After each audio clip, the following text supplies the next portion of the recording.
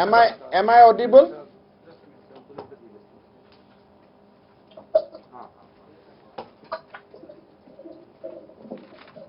Update on Baroda Das. Direct contact, Solar 43 indirect contact to life. Case number 52.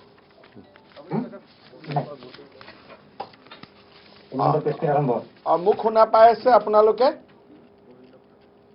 Robin, am I audible? Yeah. Okay. Absolutely. সন্মানীয় সাংবাদিক বন্ধুসকল, আজি আমি এই হঠাতে আহ্বান কৰা সাংবাদিক মেলখন বিশেষকৈ আমাৰ সাংবাদিক বন্ধুসকলক আমি জুমৰ থ্ৰুদিয়ে কথা পাতিব খুজিছোঁ। যোৱাকালিৰ সাংবাদিক মেলৰ পিছত আমাৰ ৰাজ্যখনৰ পৰিস্থিতিৰ কিছু অৱনতি আমি সকলোৱে লক্ষ্য কৰিছোঁ। কাছাৰ জিলাত যিখন আজমিৰ শৰীফৰ পৰা বাছ আহিছিলে, সেই বাছৰ যাত্ৰীসকলক মই যোৱাকালি সাংবাদিক মেলত কৈছিলোঁ যে আমি বাছৰ যাত্ৰীসকলৰ টেষ্টিং আমি আৰম্ভ কৰিছোঁ আৰু এই টেষ্টিঙৰ ফলত আমি তাতে 4টা আৰু পজিটিভ পাবলৈ আমি পাওঁ আৰু তাৰ লগে লগে আজমিৰ শৰীফৰ ঘটনাৰ লগত সংগঠিত আমাৰ পজিটিভ ৰোগীৰ সংখ্যা 5লৈ বৃদ্ধি হয়। আপোনালোকক আগতে আমি জনাইছিলোঁ যে ইয়াতে সৰ্বমুঠ 45 জন যাত্ৰী আছিলে, তাৰে 33 জনৰ ফলাফল আমি নিগেটিভ পাইছোঁ, 4 জনৰ ফলাফল পজিটিভ হৈ আছে, 6 জনৰ আমি ৰিপিট টেষ্ট কৰিছোঁ আৰু 2 জনৰ চেম্পল কালেকশ্যনত অসুবিধা থকাৰ কাৰণে আমি নতুনকৈ চেম্পল কালেক্ট কৰিছোঁ আৰু ইয়াৰ ভিতৰত এজন ইতিমধ্যে আমি পজিটিভ হিচাপে দেখা পাইছিলোঁ। মই যদি এই গোটেই যোৱাকালি যি 4টা কেছ পজিটিভ হ'ল সেই বিষয়ে যদি আপোনালোকক অলপ ক'ব যাওঁ, তেতিয়াহ'লে যিটো 46 নম্বৰ কেছ, সেই কেছটো হ'ল মিষ্টাৰ চাহাবুদ্দিন ছডিউল। এখেতৰ বয়স 53 years আৰু এখেতসকলে 16 মাৰ্চতে কাছাৰৰ পৰা ট্ৰেইনেদি আজমিৰ শৰীফ গৈছিলে আৰু তাতে বহুদিন থকাৰ পিছত 2 মে তাৰিখে তেওঁলোকে আজমিৰ শৰীফৰ পৰা আহিছিল আৰু শিলচৰত 6 তাৰিখে তেওঁলোক আহি পাইছিলে। এই ব্যক্তিজনৰ যিটো ভাইৰেল লোড এইটো খুব যথেষ্ট বুলি দেখা পোৱা গৈছে আৰু প্ৰবেবলি আমি অসমত যিমানখিনি আজিলৈকে কেছ পাইছোঁ, ইয়াৰ ভিতৰত খুব বেছি ভাইৰেল লোড থকা এইগৰাকী ব্যক্তিকে আমি দেখা পাইছোঁ আৰু সেইকাৰণে আজমিৰ শৰীফৰ পৰা অহা বাছখনত সংক্ৰমণৰ সংখ্যা হয়তো বঢ়াৰো সম্ভাৱনা নথকা নহয়। এখেতৰ লগতে একে বাছত 47, 48, 49তম ৰোগী হিচাপে মিষ্টাৰ ৰাজুউদ্দিন ছডিউল 36 বছৰ, মিছেছ বেবী বেগম ছডিউল 36 বছৰ আৰু মিছেছ সাদিয়া বেগম ছাদিউল 9 বছৰীয়া শিশু এটা। এওঁলোকো আমাৰ একেলগে আজমিৰ শৰীফত গৈছিল আৰু বাছেদি শিলচৰলৈ অহাৰ পিছত এখেতসকলক পজিটিভ বুলি পোৱা যায়। এই 4 গৰাকী ব্যক্তিকে আমি শিলচৰ মেডিকেল কলেজত এডমিশ্যন দিছোঁ, তেওঁলোকৰ চিকিৎসা চলি আছে আৰু বাকী যিকেইটা টেষ্ট সম্পূৰ্ণ হোৱা নাই সেই টেষ্টকেইটা আমি সম্পূৰ্ণ কৰিবৰ বাবে চেষ্টা কৰি আছোঁ। কাছাৰ জিলাৰ উপায়ুক্তই এই লোকসকলৰ যিহেতু লোকসকল ৰাতিপুৱা ঘৰলৈ গৈছিল, সেইকাৰণে কাছাৰ জিলাৰ 4খন গাঁৱক দুৰ্গানগৰ part 4, Dayapur part 2, মাখননগৰ, Jirighat, দিদাৰকুচ part 3, মতিনগৰ, বহৰীখান্দি, চাইদাপুৰ, কাজিধৰ আৰু পাঁচধৰ, ৰামনগৰ, তাৰাপুৰ পাৰ্ট 4 আৰু চিৰুকান্দি এই অঞ্চলকেইটাক কণ্টেইনমেণ্ট জোন হিচাপে ঘোষণা কৰিছে। আমি এই গোচৰৰ এই ঘটনাৰ লগত জড়িত প্ৰায় 150তকৈও অধিক মানুহক আমি কোৱাৰেণ্টাইন কৰিছোঁ আৰু ডাইৰেক্ট আৰু ইনডাইৰেক্ট দুইটা কণ্টেক্ট ট্ৰেচিঙৰ কাম চলি আছে আৰু আমি ভাবোঁ যে যিহেতু এই ব্যক্তিসকলক আমি আজমিৰ শৰীফৰ পৰা আহি পোৱাৰ খুব কম সময়ৰ ভিতৰতে আমি পাবলৈ সক্ষম হৈছোঁ, সেইকাৰণে হয়তো সংক্ৰমণ যাত্ৰীসকলৰ মাজতেই আবদ্ধ হৈ থাকিব পাৰে, সমাজলৈ হয়তো ই নাযাব, তেনেকুৱা এক আশা আমি কৰিছোঁ। কাছাৰ জিলাৰ উপায়ুক্তই এই মুহূৰ্তলৈকে 185জন ব্যক্তিক কোৱাৰেণ্টাইন কৰিবলগীয়া হৈছে আৰু তেওঁলোক আমাৰ কোৱাৰেণ্টাইন শিবিৰত আছে। এই ঘটনা কাছাৰত ঘটনা ঘটাৰ লগে লগে আমি কালি গুৱাহাটীতো 4টা পজিটিভ কেছ আমি পাওঁ। ৰাতিয়ে মই টুইটৰ জৰিয়তে 4টা কেছৰ বিষয়ে সাংবাদিকসকলক জনাইছিলোঁ আৰু এই গোটেইকেইটা 4টা কেছৰ ভিতৰত যদিও আমি ভাবিছোঁ যে বাহিৰৰ পৰা অহা মানুহৰ কাৰণে এই ঘটনাটো হৈছে, কিন্তু এটা চাবলগীয়া কথা যে 4টা ঘটনাৰ মাজত এজনক বাদ দি আন কাৰো ট্ৰেভেল হিষ্ট্ৰী নাই। এই 3টা কেছ গুৱাহাটীত হৈছে আৰু এই 3টা কেছৰ যদি আমি কণ্টেক্ট হিষ্ট্ৰী চাব যাওঁ, ট্ৰেভেল হিষ্ট্ৰী চাব যাওঁ, তেতিয়াহ'লে বাহিৰৰ ৰাজ্যৰ লগত এওঁলোকৰ কণ্ট্ৰেক্ট হিষ্ট্ৰী বা ট্ৰেভেল হিষ্ট্ৰী দেখা পোৱা নাযায় আৰু তাৰ পৰা এইটো স্পষ্টত ধাৰণা কৰিব পাৰি যে গুৱাহাটী মহানগৰীৰ ভিতৰত সংক্ৰমণ আছে। বাহিৰৰ পৰা লৈ আহিছে তেনেকুৱা নহয়, এই সংক্ৰমণ গুৱাহাটী মহানগৰীৰ ভিতৰতো আছে আৰু সেইকাৰণে মই সদাশয় ৰাইজক কাহ, জ্বৰ আৰু খুব বেছি ডায়েৰিয়া ধৰণৰ যদি লক্ষণ দেখা পোৱা যায়, তেতিয়াহ'লে পোনে পোনে আমাৰ চিকিৎসকসকলৰ লগত যোগাযোগ কৰিবৰ বাবে মই অনুৰোধ জনাম। মই গুৱাহাটীৰ কেছকেইটাৰ বিষয়ে আপোনালোকক ক'ব খুজিছোঁ। প্ৰথমতে এটা দুখ লগা ঘটনা সংঘটিত হয়। দীপিকা নাথ বুলি 16 বছৰীয়া ছোৱালী এগৰাকী, তেওঁৰ ভৰিত অলপ বিষ আছিলে আৰু ভৰিৰ বিষৰ লগত 27 এপ্ৰিল তাৰিখে এই ছোৱালীজনীৰ গাত অকণমান জ্বৰ উঠে।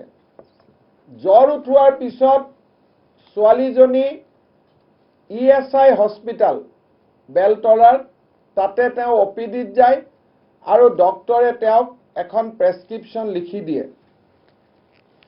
পিছত ছোৱালীজনীয়ে নিজৰ আইতাকৰ ঘৰ বি বৰুৱা কেঞ্চাৰ ইনষ্টিটিউটৰ কলনীত আইতাক থাকে, মালতী বাজপুৰ, খুব সম্ভৱ হস্পিটালৰ কাষত থাকিলে চিকিৎসা ভাল হ'ব বুলি ছোৱালীজনী আৰু তেখেতৰ ভনীয়েক দুইটাই আহি বি বৰুৱা কেঞ্চাৰ ইনষ্টিটিউটত দুইজনে আহি পায়। 7 তাৰিখে ৰাতিপুৱা নৰ্মেলি সাৰ পায়, আকৌ ভৰিত বিষৰ কথা কয় আৰু গধূলিলৈকে বমি হোৱাৰ পিছত ছোৱালীজনীৰ মৃত্যু হয়। যেতিয়া মৃত্যুৰ ঘটনা গুৱাহাটী চিকিৎসা মহাবিদ্যালয়ক BBCIৰ পৰা জনোৱা হয়, লক্ষণ দেখা পোৱাৰ পিছত গুৱাহাটী চিকিৎসা মহাবিদ্যালয়ৰ পৰা বি বৰুৱা কেঞ্চাৰ ইনষ্টিটিউটক উপদেশ দিয়া হয় যে এখেতক আপোনালোকে সৎকাৰ কৰোঁতে কোভিডৰ মৃতদেহ সৎকাৰৰ যি নিয়ম সেইখিনি যাতে পালন কৰে আৰু এখেতৰ যাতে চেম্পল ৰাখি থৈ দিয়ে। মৃতদেহৰ পৰা সংগ্ৰহ কৰা চেম্পলৰ ভিত্তিত যোৱাকালি ৰাতি তেখেতৰ চেম্পল পজিটিভ হিচাপে ঘোষিত হয় আৰু তাৰ লগে লগে বি বৰুৱা কেঞ্চাৰ ইনষ্টিটিউটৰ এমপ্লয়িজ কলনী লখৰাত এই ছোৱালীজনীৰ স্থায়ী বাসিন্দা সেই ঘৰখনত আৰু ESI হস্পিটাল বেলতলাত আমি কন্টেক্ট ট্ৰেচিঙৰ কাম আৰম্ভ কৰিছোঁ। BBCI ষ্টাফ কোৱাৰ্টাৰক আমি কণ্টেইনমেণ্ট জোন হিচাপে ঘোষণা কৰিছোঁ আৰু ৰাতিপুৱা মই BBCIত গৈ কেনেকৈ কৰ্কট ৰোগীসকলৰ চিকিৎসাও চলি থাকে আৰু সংক্ৰমণো যাতে বৃদ্ধি নহয় তাৰ বিষয়ে চিকিৎসকসকলৰ লগত আলোচনা কৰি আহিছোঁ। আমি অতি দুখিত যে এই দীপিকা নাথ বোলা ছোৱালীগৰাকীক জীৱিত সময়ত চিনাক্ত কৰিব নোৱাৰাৰ বাবেই যি প্ৰকৃত চিকিৎসা হয়তো তেখেতে পাব লাগিছিল সেই চিকিৎসাৰ পৰা তেখেত বঞ্চিত হ'বলগীয়া হ'ল। ইয়াৰ পিছত যোৱাকালি নিশা আমাৰ বাবে এটা দুখৰ খবৰ। দুখ এইকাৰণে যে ব্যক্তি এজনৰ পজিটিভ হৈছে সেইটো দুখৰ কথা হয়তো ইমান নহয়, কিন্তু ইয়াৰ ইম্পেক্ট গোটেই গুৱাহাটী চিকিৎসা মহাবিদ্যালয়ৰ ওপৰত পৰে যে গুৱাহাটী চিকিৎসা মহাবিদ্যালয়ৰ মেডিচিন ডিপাৰ্টমেণ্টৰ এজন পোষ্ট গ্ৰেজুৱেট ষ্টুডেণ্ট যি কোভিড স্ক্ৰিনিঙৰ দায়িত্বত আছিলে 4 মে'ৰ পৰা ডক্টৰ লিখিতেশ DS তেখেত দাক্ষিণাত্যৰ এগৰাকী ছাত্ৰ আছিলে। তেখেতক যোৱাকালি ৰাতি গুৱাহাটী চিকিৎসা মহাবিদ্যালয়ে তেওঁ নিজে টেষ্ট দিছিলে, নিজে স্ক্ৰিনিং কৰাইছিলে আৰু তেখেতক পজিটিভ বুলি ঘোষণা কৰা হয়। ডক্টৰ লিখিতেশে 27 এপ্ৰিলৰ পৰাই অলপমান চিমটম দেখুৱাই আছিলে। বিশেষকৈ 30 এপ্ৰিলত তেখেতে গুৱাহাটী চিকিৎসা মহাবিদ্যালয়ত এখন ৱৰ্কশ্বপতো অংশগ্ৰহণ কৰিছিলে। গুৱাহাটী চিকিৎসা মহাবিদ্যালয়ৰ 1 নম্বৰ আৱাসত তেওঁ থাকিছিলে আৰু 5 নম্বৰ আৱাসত কেইবাদিনো খোৱা বোৱা কৰিবৰ কাৰণে তালৈকে গৈছিলে। তাৰ পৰিপ্ৰেক্ষিতত গুৱাহাটী চিকিৎসা মহাবিদ্যালয়ৰ 1 নম্বৰ আৰু 5 নম্বৰ হোষ্টেলটো আমি কণ্টেইনমেণ্ট জোন হিচাপে ঘোষণা কৰিবলগীয়া হৈছে।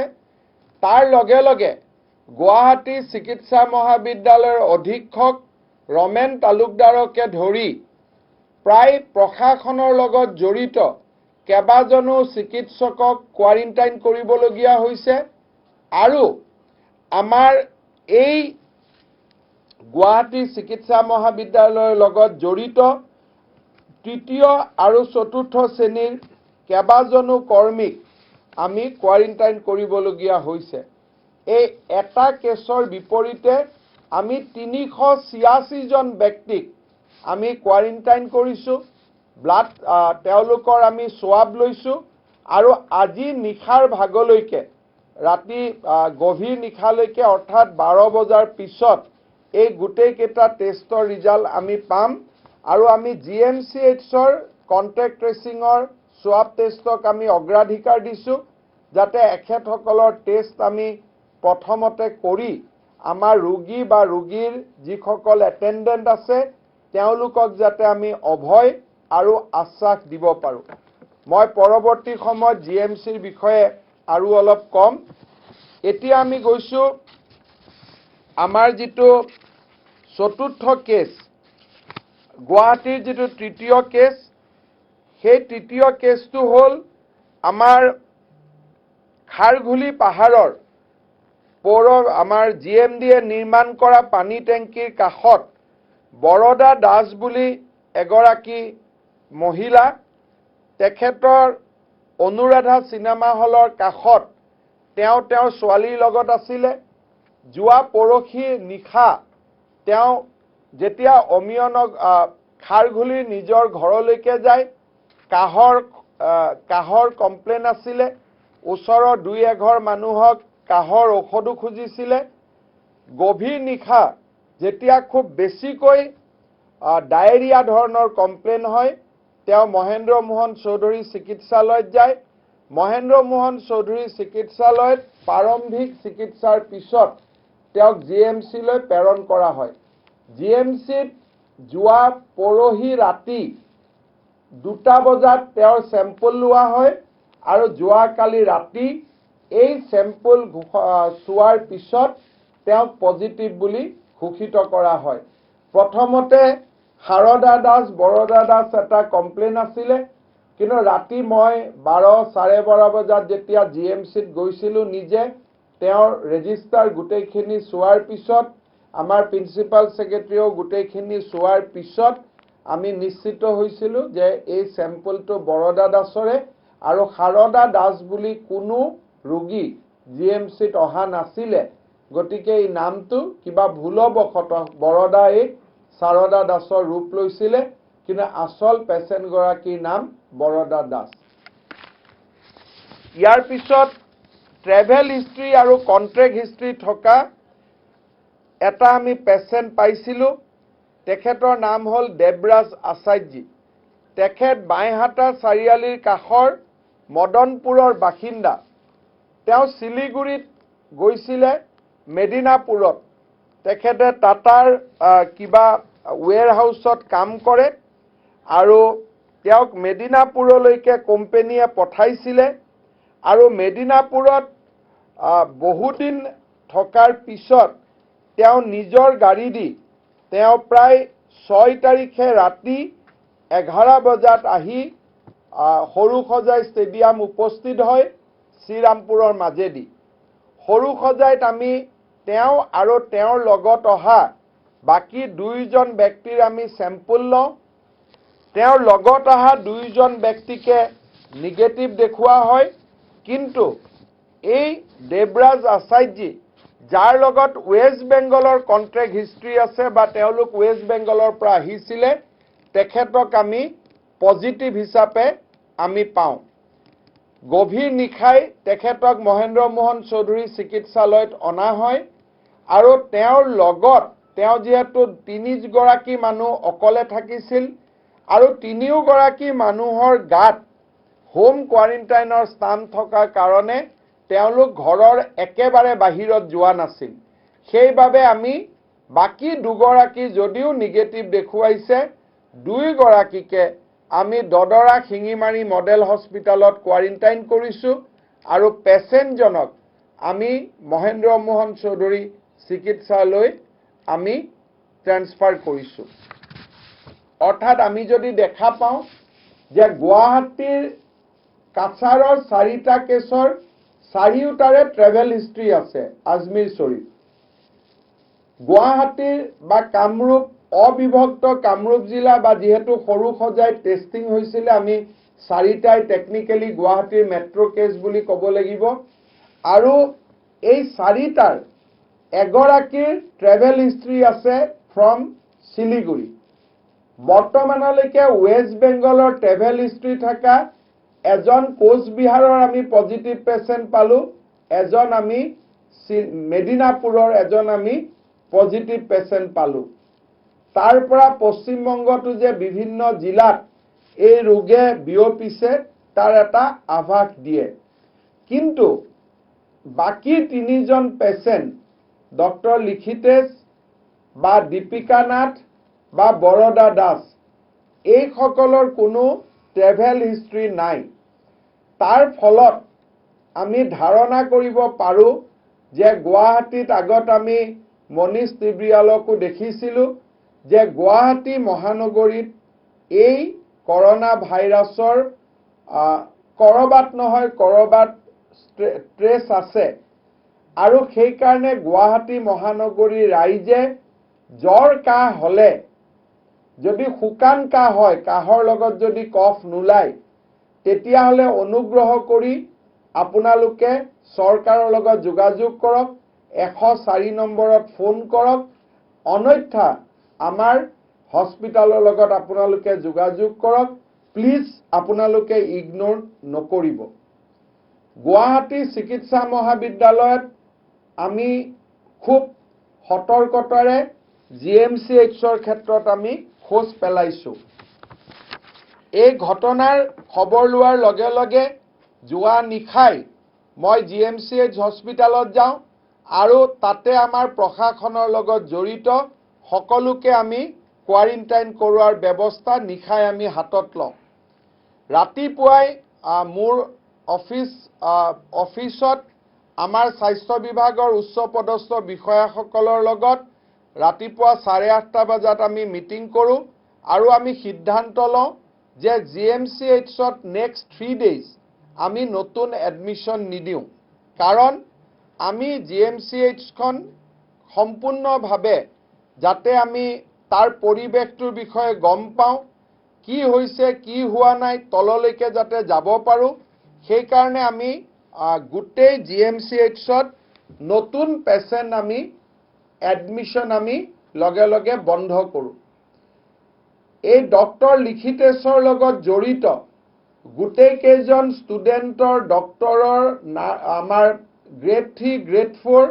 সকলোৰে আমি ইতিমধ্যে স্যাম্পল কালেক্ট কৰিছো আৰু ৰাতি 12 বজাৰ ভিতৰত এই স্যাম্পলৰ ৰিজাল্ট আমি যাতে উলিয়াব পাৰোঁ তাৰ বাবে আমাৰ মাইক্ৰোবায়োলজি ডিপাৰ্টমেণ্টে দিনে নিশাই কাম কৰিছে আমি নতুন দিল্লীৰ বিভিন্ন প্ৰাইভেট লেবৰ লগত যোগাযোগ কৰিছো যে যিকোনো প্ৰকাৰে গুৱাহাটী চিকিৎসা মহাবিদ্যালয়ত বৰ্তমান চিকিৎসাধীন হৈ থকা 700 ৰোগী তেওঁলোকক চোৱা চিতা কৰা নাৰ্ছসকল আৰু তেওঁলোকৰ লগত কৰ্তব্যৰত চতুৰ্থ শ্ৰেণীৰ কৰ্মচাৰীসকল ডক্টৰসকল আৰু আমাৰ এটেন্ডেন্ট সকল যিসকল আছিলে সকলোৰে আমি সোৱাব লব খুজিছো প্ৰায় 1500 হ'ব আৰু আমি এদিন বা ডেৰ দিন বা দুদিনৰ ভিতৰত তেওঁলোকৰ ৰিজাল্ট আমি পাব খুজিছো আমাৰ অসমৰ লেবত সেইটো সম্ভৱ নহয় প্ৰায় 7 দিন লাগিব কাৰণ ইতিমধ্যে বাহিৰৰ পৰা অহা ৰোগী বাহিৰৰ পৰা অহা যাত্ৰীসকল যথেষ্ট পৰিমাণে আমাৰ ৰাজ্যত সোমাইছে যোৱা কালি শ্ৰীৰামপুৰ গেটেদি প্ৰায় 1000 মানুহ সোমাইছে ছাগলীয়া গেটেদি 53 জন মানুহ সোমাইছে অৰ্থাৎ যোৱা কালি 1032 ব্যক্তি সোমাইছে এওঁলোকৰো স্যাম্পল আমি টেষ্ট কৰি থাকিবলগীয়া হৈছে গতিকে আমাৰ যদি প্ল্যান মতে দিল্লী বা কলিকতাত যদি আমি টেষ্ট কৰিব পাৰো তেতিয়াহলে দুদিনৰ ভিতৰত হয়তো আমি জিএমচিএইচৰ পৰিৱেশৰ বিষয়ে এটা সম্যক আমি ধাৰণা পাব পাৰিম কিন্তু যদি দিল্লী আৰু কলিকতাত আমি স্যাম্পল পঠিয়াব নোৱাৰো আৰু অসমৰ ভিতৰতে যদি এই টেষ্টখিনি কৰিব লাগে হয়তো আমাক 4 পৰা 5 দিনলৈ সময়ৰ আমাক প্ৰয়োজন হ'ব আমি যি ধৰণে ক্ষিপ্ৰতাৰে কৰিব পাৰো তাৰ বিষয়ে আমি চেষ্টা অব্যাহত ৰাখিছো আতংকিত হোৱাৰ প্ৰয়োজন নাই কাৰণ গোটেইকেইটা কেছ আমি গম পোৱাৰ লগে লগে ইয়াক ট্ৰেছ কৰিব পাৰিছো ৰোগীৰ পৰিয়ালে সহযোগ কৰিছে জিলা প্ৰশাসনে ক্ষিপ্ৰতাৰে কাম কৰিছে স্বাস্থ্য বিভাগে ক্ষিপ্ৰতাৰে কাম কৰিছে কন্ট্যাক্ট ট্ৰেচিং আমাৰ 3 ঘণ্টাৰ ভিতৰতে সম্পূৰ্ণ হৈছে সেই কাৰণে আমি ভাবো যে অধিক সংক্ৰমণৰ পৰা আমি ইয়াক ৰক্ষা কৰিব পাৰিম কিন্তু এটা কথা ঠিক যে গুৱাহাটীত লকডাউনৰ শিথিলতাৰ ওপৰত দিয়া নিয়ম নীতিৰ যিটো ভায়োলেশন হৈ আছে বা গুৱাহাটীত একাংশ ৰাইজে স্কুটাৰৰ ওপৰত দুজনকৈ পেছেঞ্জাৰ উঠি আহা 1/3 দোকানৰ জাগাত বহুত বেছি দোকান খুলি লোৱা প্ৰয়োজন আৰু অপ্ৰয়োজনীয়ভাৱে ঘৰৰ পৰা বাহিৰত ওলাই অহা আৰু আজি ৰাতিপুৱা এই ঘটনাৰ সময়তে মই ঘৰৰ পৰা জিএমচি লৈকে যোৱাৰ পথত অতি কমেও 5 গৰাকী শিশু যাৰ বয়স 10 বছৰতকৈ তলত দেউতাক মাকে লগত লৈ অহা মই দেখা পাইছো যদি দেউতাক মাকে শিশুসকলক এই ধৰণে উলিয়াই লৈ আহে, যদি বয়োজ্যেষ্ঠ ব্যক্তিসকল ঘৰৰ পৰা ওলাই আহে, আমি কৈ থাকিলেও সমস্যাৰ সমাধান নহ'ব। মই সকলো অভিভাৱকক হাতজোৰ কৰি এই সংবাদ মাধ্যমৰ জৰিয়তে অনুৰোধ কৰিছোঁ, শিশুসকলক ঘৰৰ পৰা বাহিৰত ওলাই নানিব। মই ৰাইজকো অনুৰোধ কৰিছোঁ, কোনোবা শিশুক যদি ৰাস্তাত দেখে আপোনালোকে প্ৰশ্ন কৰিব, দেউতাক মাকৰ লগত থাকিলেও প্ৰশ্ন কৰিব, কাৰণ এজন শিশু অকল দেউতাক মাকৰে সম্পদ নহয়, তেওঁ গোটেই দেশৰ ভৱিষ্যত, সমাজৰ ভৱিষ্যত। তেওঁক প্ৰশ্ন কৰাৰ অধিকাৰ আমাৰ সকলোৰে আছে।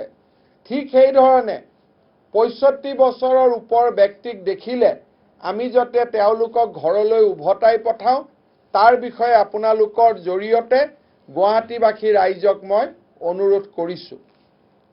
শেষত আমি সৰু এটা ধাৰণা দিব খুজিছোঁ। বহুত ব্যক্তিয়ে ৰাতিপুৱাৰ পৰা মোক কৈছে যে বাহিৰৰ পৰা মানুহ আহিব দিব নালাগে। আমি বাহিৰৰ পৰা কাকো আহিব দিয়া নাই, কিন্তু অসমৰ ছাত্ৰ ছাত্ৰী, অসমৰ সন্তান, অসমৰ ল'ৰা ছোৱালীক ৰাজ্যখনলৈ ঘূৰি আহিলে তেওঁলোকক বাধা দিয়াৰ নৈতিক আৰু আইনগত দুইটা অধিকাৰে আমাৰ নাথাকে। পৰিৱেশৰ লগত মোকাবিলা কৰিব লাগিব, সাহসেৰে মোকাবিলা কৰিব লাগিব। মই ভাৰতৰ চুকে কোণে যিসকল অসমীয়া ব্যক্তি বাস কৰিছে তেওঁলোকক মই পুনৰ বিনম্ৰতাৰে সৈতে অনুৰোধ কৰিম যে আপোনালোক আহক, আপোনালোকৰ মাতৃভূমি, কিন্তু আপোনালোকৰ লগত কৰোনা ভাইৰাছ আহিব নালাগে। কিন্তু ভাইৰাছ আহিছে নে নাই সেইটো আপুনিও গম নাপাব, ময়ো গম নাপাম।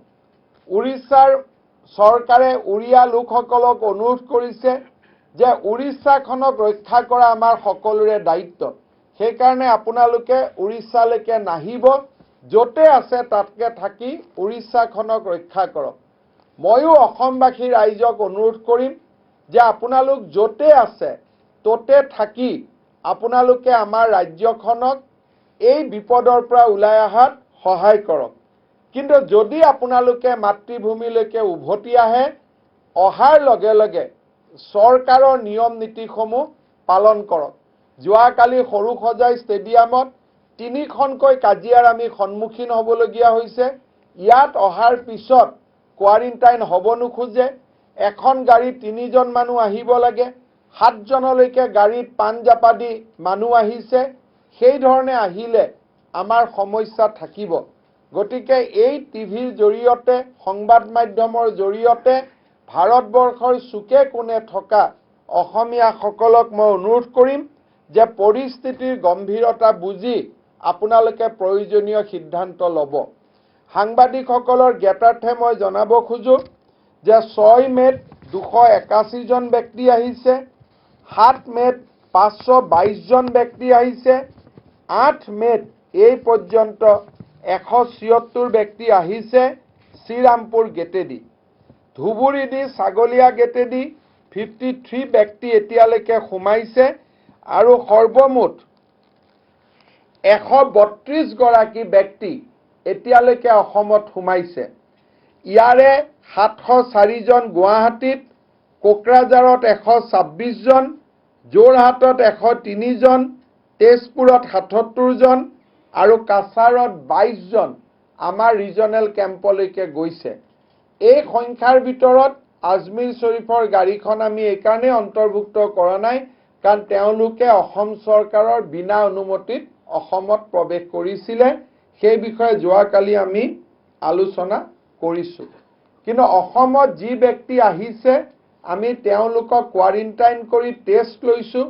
টেষ্টৰ ৰিজাল্ট নিগেটিভ হ'লেহে আমি তেওঁলোকক ঘৰত যোৱাৰ বাবে আমি প্ৰটোকল বনাইছোঁ।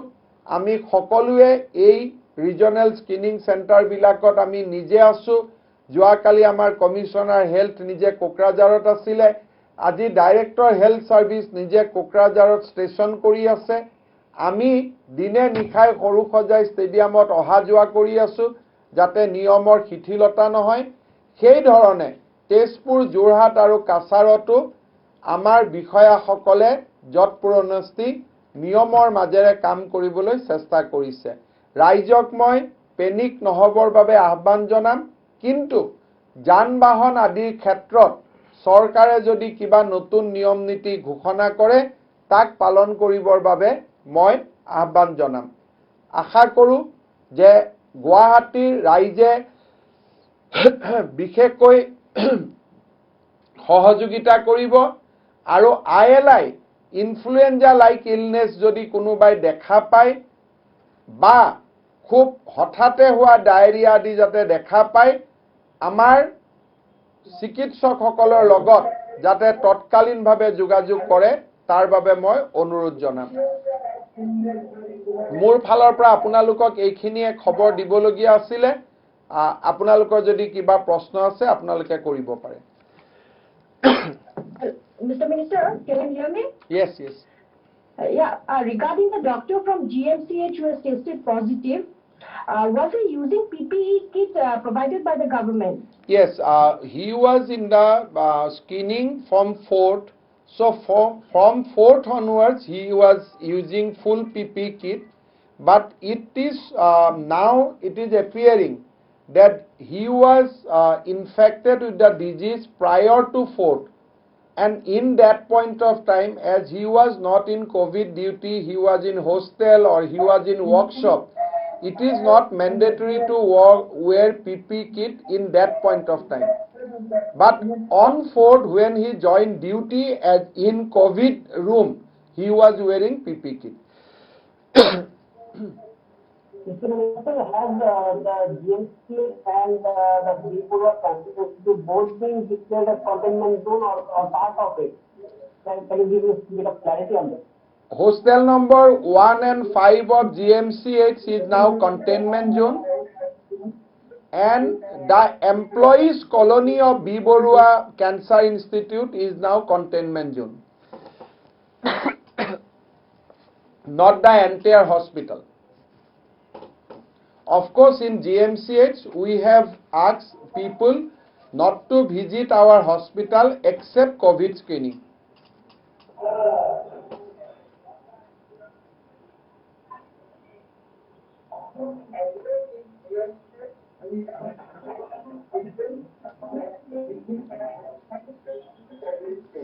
One by one. Hi. Yes. বাকি বিলাকে যাৰ প্ৰশ্ন নাই তেওঁলোকে মাইকটো বন্ধ কৰি থব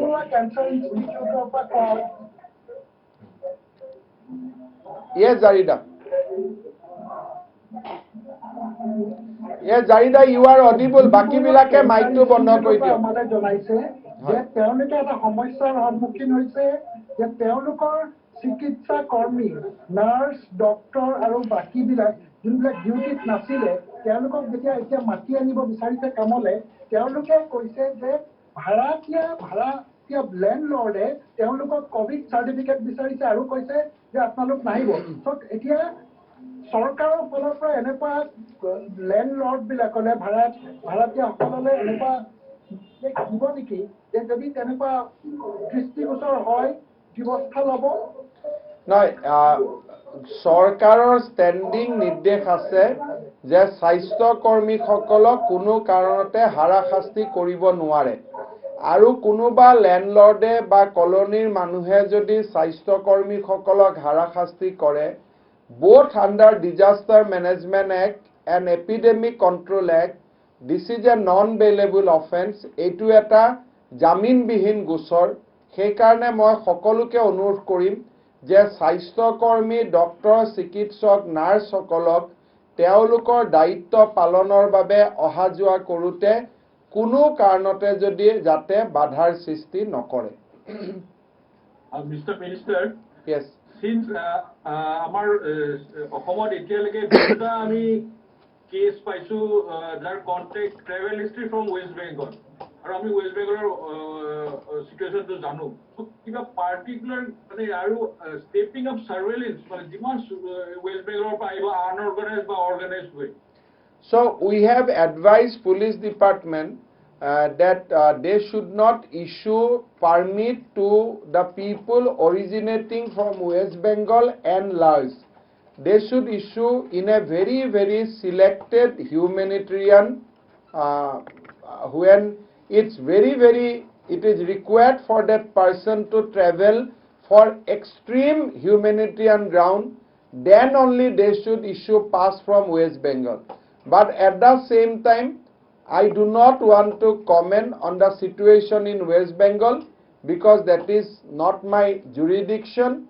But yes, we have traced 2 cases from West Bengal, and when they reach Assam, they have tested positive.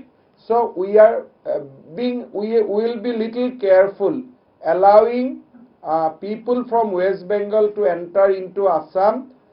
Of course, if there is a extreme human consideration, some kidney patient, they want to come back, or anyway, in every case, there will be some consideration on pure humanitarian ground. Mr. Minister, can you give us a few more details about the patient from Khalguri Hills, Mrs. Baroda Das? Mrs. Baroda Das is a housewife. She was with her daughter in last 2 days before she came to Kharghuli. So from Kharghuli, in the daytime she was looking for some cough syrup, etc. By evening diarrhea starts.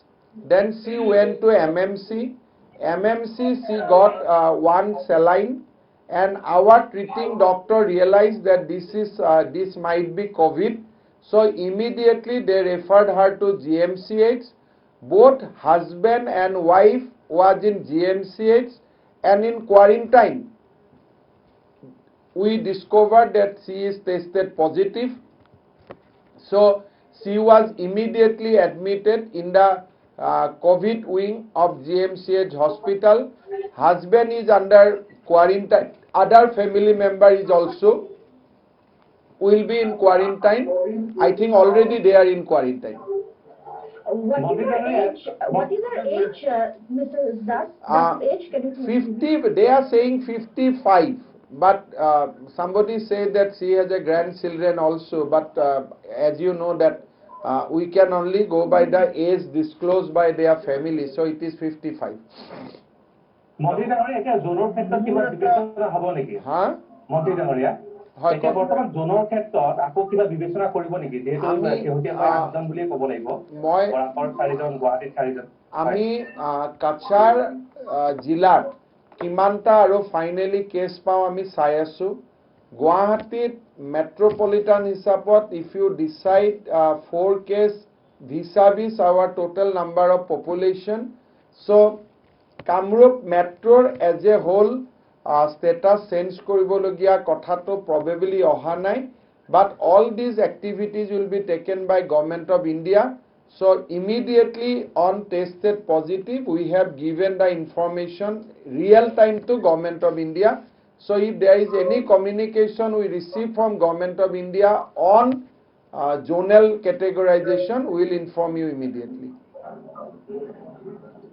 Normally, 3 জন গুৱাহাটীৰ আৰু বঙাইগাঁৱৰ 3 জন মিলি আৰু আগৰ টিব্ৰলত লৈ পিনে 7 জন unknown contact history.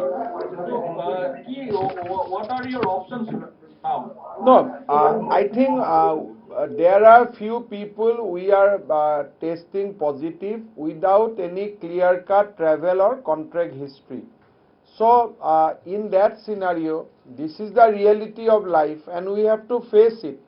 And we need to have more and more cooperation from people so that ILI like infection or SARI case, they brought it into our notice. Ajir pra amar health department or doctor nurse sokol gawe gawe joa arambho korise aru home quarantine ot thoka byakti sokoloko amar ASHA MPW jila proshasone khub strictly monitor koribo.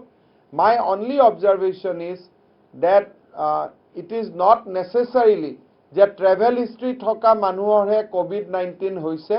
There are some infection within the state of Assam.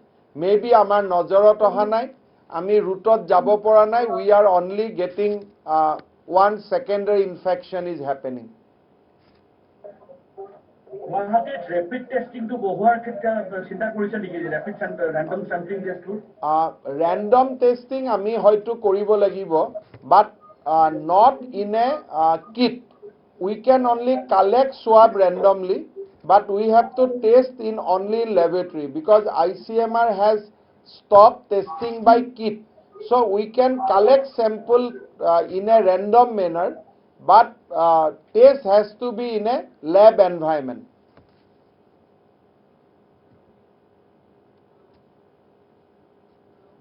Hello?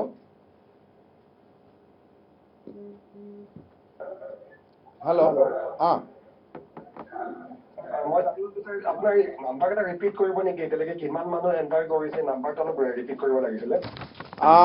Srirampur গেটেদি 979, ছাগলীয়া গেটেদি 53, total 1032. This is the number. যদি distribution চাই এই 1032 Guwahati 704, Kokrajhar 126, Jorhat 103, Tezpur 77, Cachar 22. These are our zonal center. So district wise breakup will be there, but this is zone wise breakup where they jot তেওঁলোকে report কৰিছে. Report কৰাৰ পিছত এই চেণ্টাৰ বিলাকতে তেওঁলোকৰ টেষ্ট হ'ব আৰু তাৰ পিছত তেওঁলোকে নিগেটিভ হলে অনৱাৰ্ড ডিস্ট্ৰিক্ট বিলাকত গুচি যাব. আদাৰৱাইজ তেওঁলোক এই জোনেল চেণ্টাৰ বিলাকৰ লগতে আন্ডাৰ কোৱাৰেণ্টাইন থাকিব.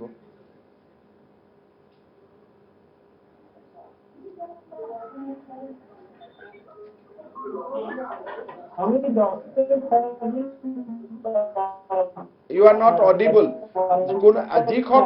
যিসকলে প্ৰশ্ন সোধা নাই তেওঁলোকে নিজৰ মাইকটো বন্ধ কৰি থব পাৰে.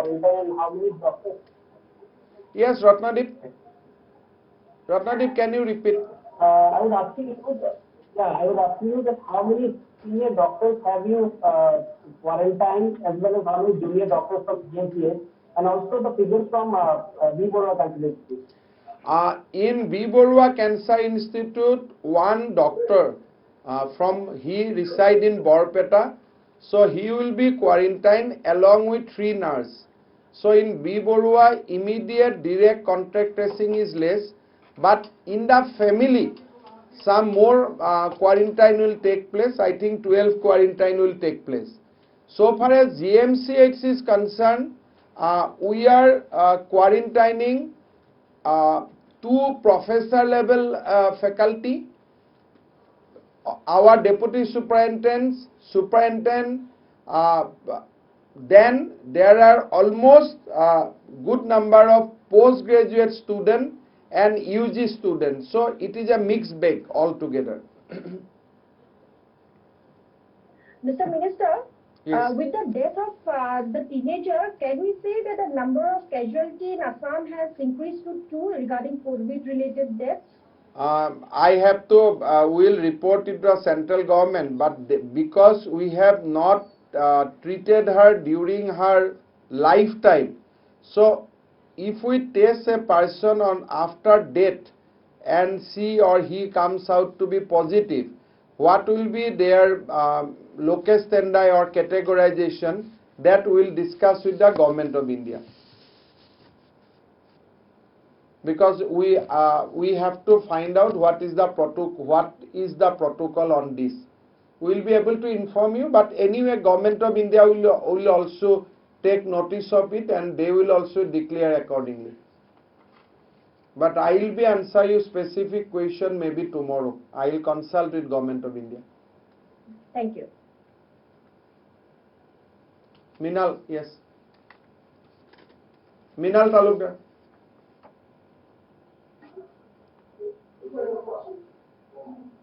The large amount of doctors যেতিয়া এটা কোৱাৰেণ্টাইন গ'লগে আৰু বাই ৰাতিলৈকে বাকি যিখিনি স্টপ টেষ্ট কৰিছে তাৰ ৰিপৰ্টখিনি আহিব গুৱাহাটী মেডিকেল কলেজৰ. ইন দ্যাট কেছত যদি ভগৱানে নকৰে যেতিয়া বেয়া হৈ যাওক তেতিয়াহ'লে প্লেন বি নিশ্চয় কিবা এটা আছে, because GMCH is a main hub.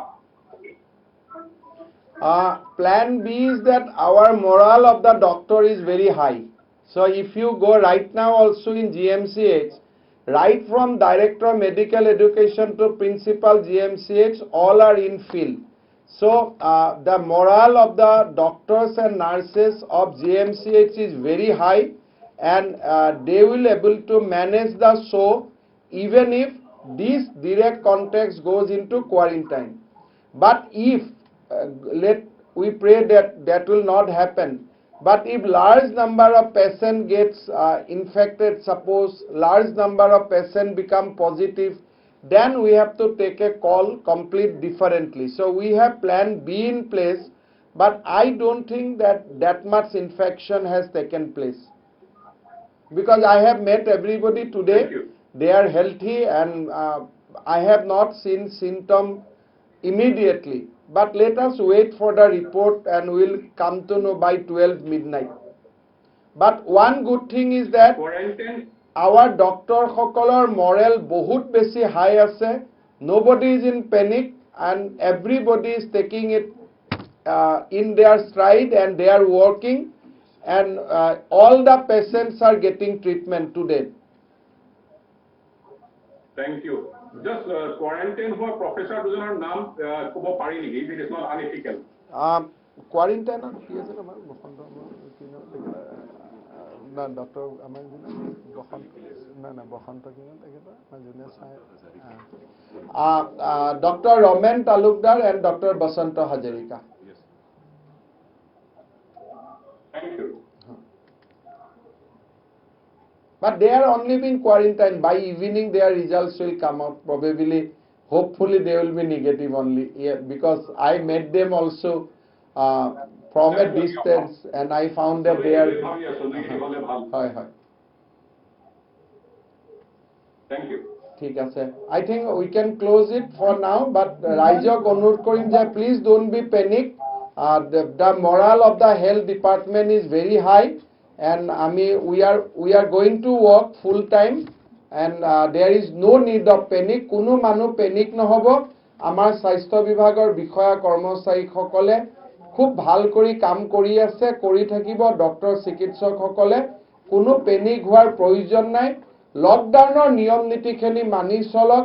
শিশুসকলক ঘৰৰ বাহিৰত নানিব, বয়োজ্যেষ্ঠসকলক ঘৰৰ বাহিৰত নানিব। Thank you so much. Thank you. Thank you.